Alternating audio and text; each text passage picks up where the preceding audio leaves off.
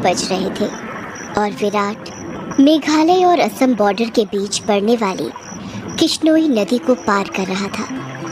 दूर दूर तक अंधेरा छाया हुआ था। एक गहरे सन्नाटे ने किश्नोई नदी को घेर कर रखा हुआ था और उसी नदी के ऊपर काले बादल मंडरा रहे थे, जिन्हें देखकर ऐसा लग रहा था कि किसी भी पल वो बरसने वाले हैं। नदी में घुटनों तक पानी था जो धीमी रफ्तार के साथ बहे जा रहा था। विराट के एक हाथ में मोबाइल का टॉर्च था तो दूसरे हाथ में साइकिल का हैंडल।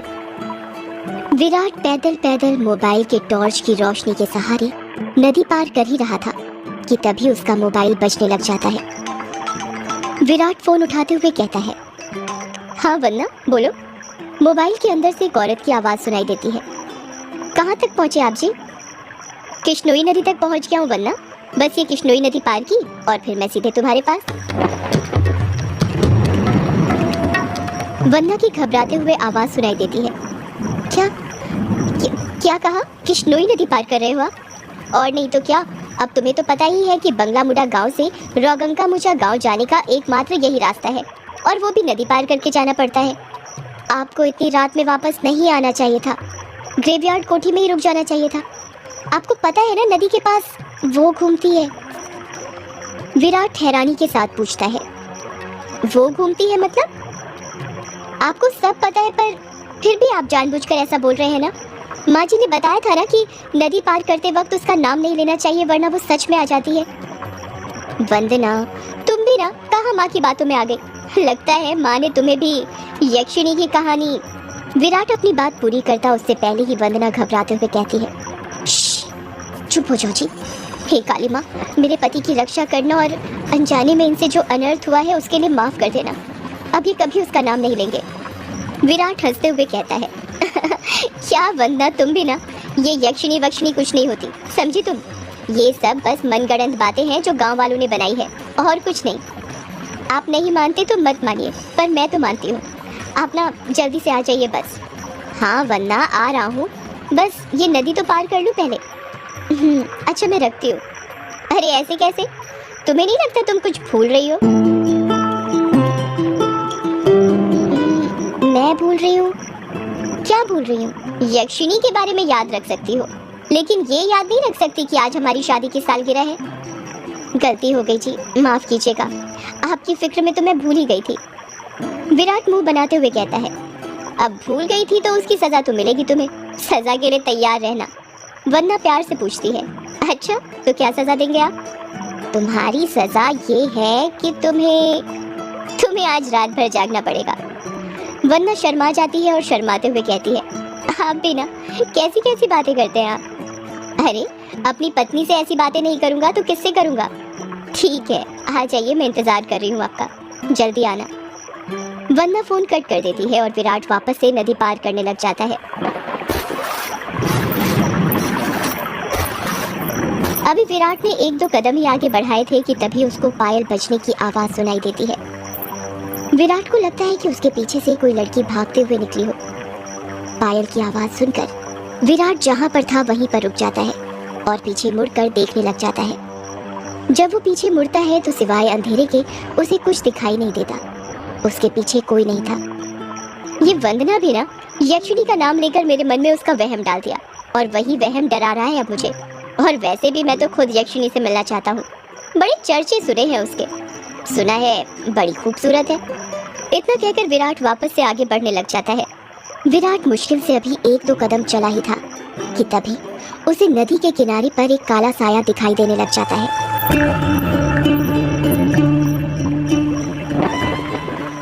उस काले साए को देखकर विराट के कदम अपने आप थम जाते हैं। साए को देखकर ऐसा लग रहा था कि जैसे वो विराट का ही इंतजार कर रहा था। काले साए के पास से पायल के बजने की आवाज और चमेली के फूल की खुशबू आ रही थी। विराट के हाथ पैर कपकपाने लग गए थे। विराट डरते हुए कहता है, कहीं वंदना की बात सच तो नहीं थी? ये यक्षिणी तो नहीं? विराट उस साए को देखकर इतना डर गया था कि उसका पूरा चेहरा पसीने से लथपथ हो गया था। विराट के हाथ पैर ठंडे पड़ गए थे। उसका दिल जोरों से धड़कने लग गया था। उसकी समझ में नहीं आ रहा था कि वो क्या करे। विराट डरते हुए कहता है, कौन है? कौन है वहाँ पर? कोई जवाब नहीं आता है। सन्नाटा अभी भी छाया हुआ था। विराट अपने मोबाइल का टॉर्च उस काले साए पर मारने लग जाता है। जब उस टॉर्च की रोशनी उस काले साए पर पड़ती है तो विराट देखता है कि वो साया किसी और का नहीं बल्कि एक लड़की का था। नदी के किनारे पर एक बहुत ही खूबसूरत लड़की खड़ी थी जिसकी उम्र करीब 24 साल और लंबाई 5 फीट 2 इंच थी। उसकी लंबी सी गर्दन, गुलाबी से होंठ, बाल खुले हुए जो उसकी कमर तक आते थे, उसका गोरा बदन और उसी गोरे बदन पर उसने काली साड़ी पहन रखी थी। वो लड़की किसी अप्सरा से कम नहीं लग रही थी। वो इतनी खूबसूरत थी कि कोई भी मर्द उसका रूप देखकर अपनी हदों को भूलकर उसकी बाहों में मदहोश होना चाहे। वो लड़की अपने हाथ से विराट को इशारा करते हुए अपने पास बुलाती है। उस लड़की को देखकर विराट भूल गया था कि यक्षिणी जैसी कोई चीज़ भी होती है। विराट अपनी साइकिल को वहीं पर छोड़ देता है और जल्दी जल्दी उस लड़की के पास जाने लग जाता है जैसे उसके बदन में कोई आग लग गई हो। विराट उस लड़की के पास जाकर उससे धीरे से पूछता है, कौन हो तुम और यहाँ पर क्या कर रही हो? क्या नाम है तुम्हारा? लड़की अपने चेहरे पर मुस्कान लाते हुए कहती है, नाम में क्या रखा है? जो रखा है काम में रखा है। कैसा काम? लड़की विराट की आंखों में देखते हुए कहती है, वही काम जो तुम घर पर जाकर अपनी पत्नी के साथ करने वाले थे। तुम उसे आज रात भर जगाना चाहते थे ना?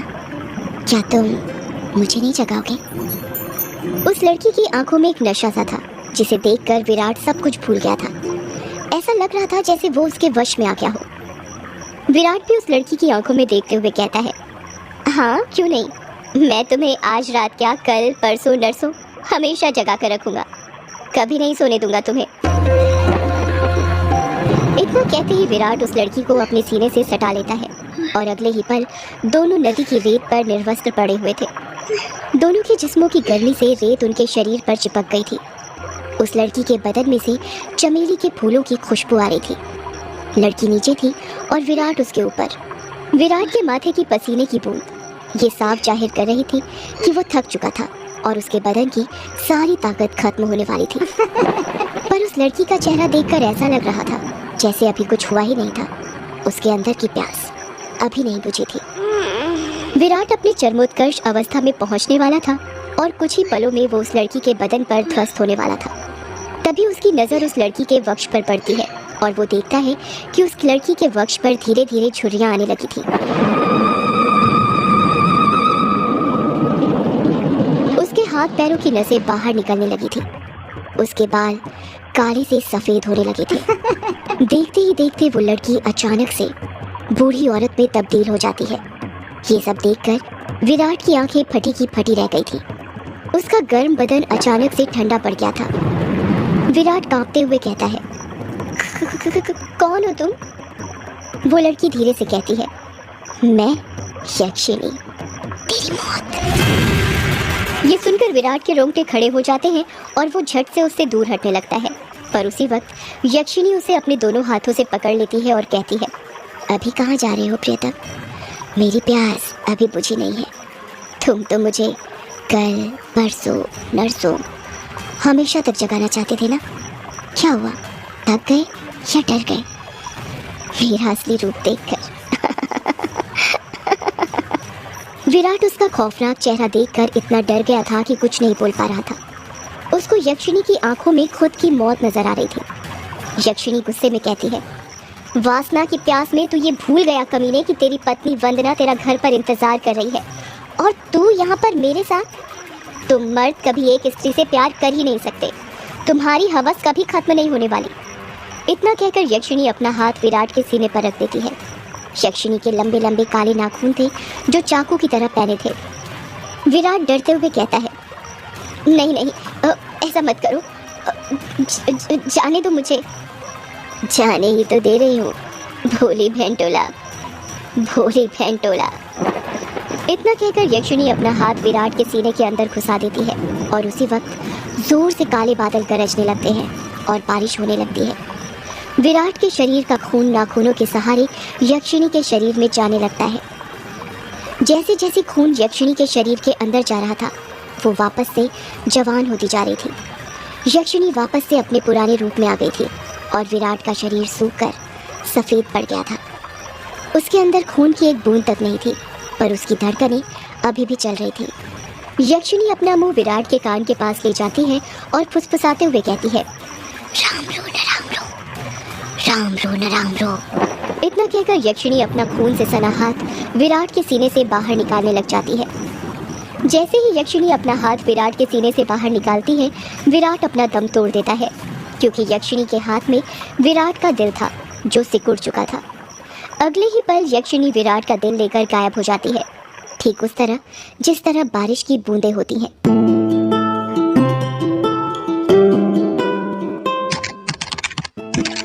टाइपराइटर के बटन दबने की आवाज सुनाई दे रही थी। एक आदमी जो कि कोट पैंट पहना हुआ था, एक बंद कमरे में सफेद टाइपराइटर के ऊपर कहानी टाइप कर रहा था। उस आदमी ने बड़ा सा गोल चश्मा पहना हुआ था। कमरे के अंदर चारों तरफ बुक सेल्फ रखी हुई थी, जिनमें करीब 1000 से भी ज्यादा किताबें जमी हुई थी। टेबल के ऊपर ही एक एशट्रे थी, जिसमें कुछ आधी जली तो कुछ पूरी जली सिगरेट और ऐश रखी हुई थी। लेखक खुद से कहता है, चलो ये भाग तो पूरा हुआ, अब दूसरे भाग में वंदना अपने पति की मौत का बदला लेगी, साथ में यक्षिणी के अभिशाप का पता लगाएगी और उसे इस अभिशाप से मुक्ति दिलाएगी। रीडर्स को बहुत दुख होगा विराट की मौत से, पर क्या करें, मौतें होंगी तभी तो हॉरर कहानी आगे बढ़ेगी। इतना कहकर लेखक एक सिगरेट जलाता है और उसके कश खींचते हुए अपने मोबाइल से किसी को फोन करने लग जाता है। फोन के अंदर से उबासी लेते हुए आवाज सुनाई देती है, हेलो कौन? हेलो जगदीश, वो मैं बोल रहा था कि कहानी तैयार हो गई है। अच्छा सर आप हैं? क्या कहा आपने? कहानी तैयार हो गई? ये तो बहुत अच्छी बात है सर, पर बुरा मत मानिएगा सर, ये बात आप मुझे सुबह भी बता सकते थे, इतनी रात में कॉल करने की क्या जरूरत थी? लेखक सिगरेट का कश खींचते हुए कहता है, क्या कहा इतनी रात में? आखिर अभी वक्त ही क्या हुआ है? बस। लेखक ने इतना ही कहा था कि तभी उसकी नज़र उसके हाथ की पुरानी सी वॉच पर पड़ती है और वो देखता है कि रात के 3:05 हो रहे थे। लेखक अपनी गलती महसूस करते हुए कहता है, अरे 3 बज गए, इतनी रात हो गई, मुझे तो पता ही नहीं चला, मुझे तो लगा अभी 9-10 बज रहे होंगे। कोई बात नहीं सर, मैं समझ सकता हूँ, आप इतनी लगन के साथ कहानी लिखते हैं कि आपको वक्त का एहसास ही नहीं होता। हाँ ये तो है, देखना जब ये किताब आएगी तो लोगों के रोंगटे खड़े हो जाएंगे। रात रात भर जाग कर ये कहानी लिखी है मैंने। वो तो होनी ही है सर, आखिर आपकी कहानी में जान होती है, इतनी जान कि सोए हुए मुर्दों को भी जगा दे और उनको भी कहानी सुनने के लिए मजबूर कर दे। वैसे अभी जो कहानी आपने लिखी है उसका नाम क्या है? इस कहानी का नाम है यक्षिणी एक डायन। मोबाइल के अंदर से हैरानी के साथ आवाज सुनाई देती है, क्या कहा सर? यक्षिणी? महाराज की जय हो, संदेशा लाया हूँ। क्यों हो रहे हो? सर मैंने सुना है ये जो यक्षिणी है ये आपके गांव के पास जो किश्नोई नदी है वहां पर घुमा करती है और मर्दों के साथ वो सब, यानी वही सब करके उन्हें मार देती है। हाँ तो सर आपको डर नहीं लगता जिस गांव में यक्षिणी घूमती है वहीं पर रहकर उसके बारे में कहानी लिखकर अगर यक्षिणी ने आपको कुछ कर दिया तो? जगदीश, यक्षिणी इतनी बुरी नहीं होती जितना गांव के लोग और तुम सब समझते हो। मतलब ये कि यक्षिणियाँ बहुत अच्छी होती हैं, इतनी अच्छी कि दूसरों की खुशी के लिए अपना सब कुछ कुर्बान करने के लिए तैयार हो जाए। पर कभी कभी जिंदगी में कुछ ऐसी घटना घटती है कि आपकी पूरी जिंदगी बदल जाती है। कैसी घटना सर? मैं कुछ समझा नहीं। पौराणिक मान्यताओं के अनुसार हमारे ब्रह्मांड में अनेक लोग हैं, जिसमें देवी देवताओं, सुर, असुर, राक्षसों का वास होता है। इन सभी लोगों की दूरी पृथ्वी से अलग अलग है। कहा जाता है कि इन सभी लोगों में विष्णु लोक सबसे ऊपर है और सबसे निचला लोक यक्ष, यक्षिणियों और अप्सराओं का है, जो पृथ्वी से सबसे नजदीक है। जो लोग पृथ्वी के सबसे नजदीक हैं, उस लोक के देवी देवताओं की पूजा करने से वो देवी देवता जल्दी प्रसन्न होते हैं। जगदीश बीच में ही बोल पड़ता है, ऐसा क्यों सर? उस लोक के देवी देवता इतनी जल्दी प्रसन्न क्यों होते हैं? क्योंकि लगातार ठीक दिशा और समय पर किसी मंत्र की साधना करने से उन देवी देवताओं तक तरंगे जल्दी पहुंचती हैं। यक्ष, यक्षिणियों के लोक में से ही एक यक्षिणी द्वापर युग के अंत में पृथ्वी पर आई थी, जिसको एक अभिशाप मिला था, एक ऐसा अभिशाप जिसने उसकी जिंदगी बदल दी थी। कैसा अभिशाप सर? आप किस अभिशाप की बात कर रहे हैं और उसे ये अभिशाप किसने दिया था?